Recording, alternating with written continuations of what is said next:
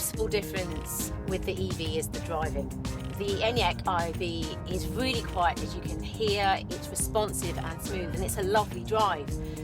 The other thing that feels really different is when you take your foot off the accelerator, it doesn't coast, it brakes. Regenerative braking. The digital dash shows how much electricity you're using. The harder you accelerate, the more you use. It shows the kinetic energy being generated when you slow down too. Energy which is being recovered back into your battery, and in doing so, maximising your range. Think of when you brake in a petrol or diesel car. The brake pads rub against the discs to stop the vehicle. This generates heat which dissipates into the air. But with vehicles like the Enyaq IV, regenerative braking uses this energy. When you release the accelerator, instead of using the front brake discs, the car is braked by the electric motor. It acts like a generator, recovering energy, giving you more range and reducing wear. It feels different, but you do have control of regenerative braking. For example, when in D mode with Eco selected, your Enyaq IV will automatically adjust the degree of regenerative braking you need to be as efficient as possible within the current speed limit. It does this using radar and smart sign recognition.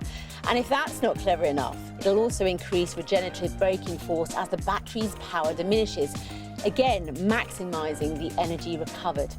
To set your Enyaq IV to optimised automatic regenerative braking, you need to be in D mode with the car's Eco Assistant switched on.